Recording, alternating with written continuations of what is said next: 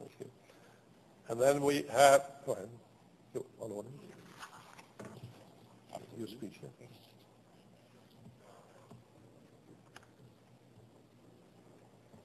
Please be seated.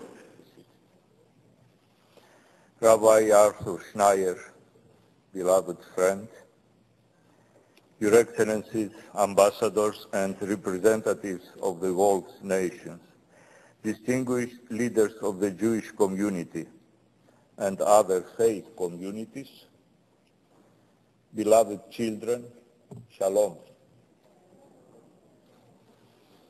It is indeed a real joy for us to be afforded the opportunity to visit this blessed Park East Synagogue in the heart of this extraordinary city. We are familiar with your spiritual leaders.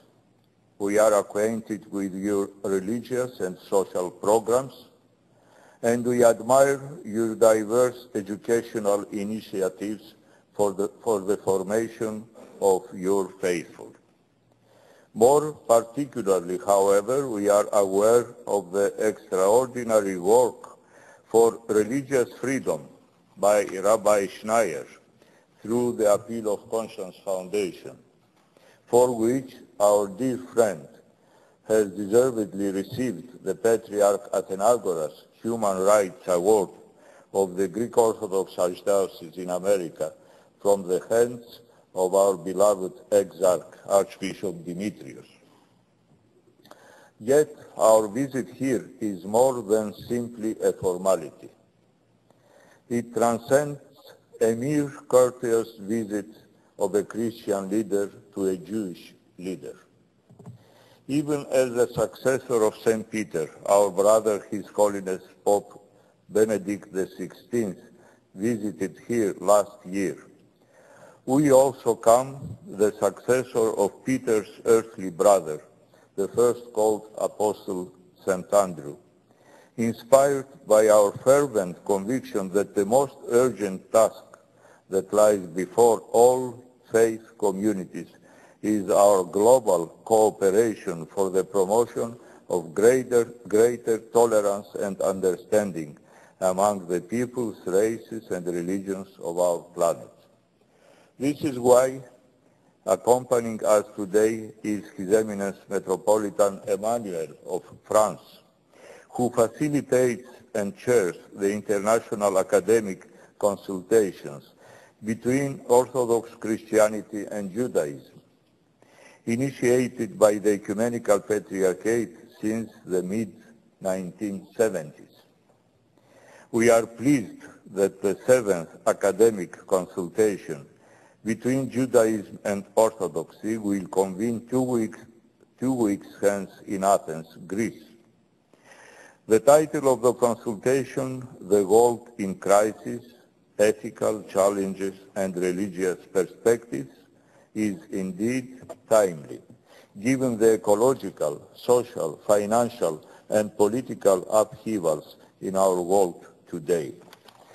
We personally had attended a previous academic conference in Thessaloniki between Christian Orthodox and Jews, and we visited then the monument of the Holocaust in the city. There is no doubt in our mind that interfaith dialogue is a responsibility and obligation for all religious leaders of our time. For not only do we have common ground that unites us, such as the sacred scriptures that we cherish, as well as the patriarchs and prophets that we venerate, but we also have common issues that we face in our world. Foremost among these crucial issues is the preservation of God's creation, the natural environment that we are commanded to till and keep, Genesis 2:15, as priestly stewards of the earth.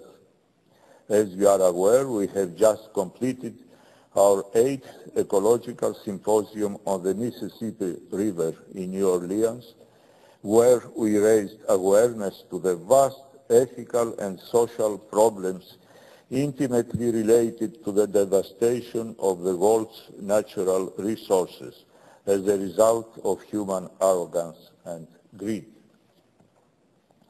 From the outset of our environmental initiatives, we recognize the importance of working together with other disciplines, such as scientists and policymakers, as well as other confessions and religions. For the environment surely transcends doctrinal boundaries. It is something for which we are collectively responsible. It is something that we can only address together and not in isolation.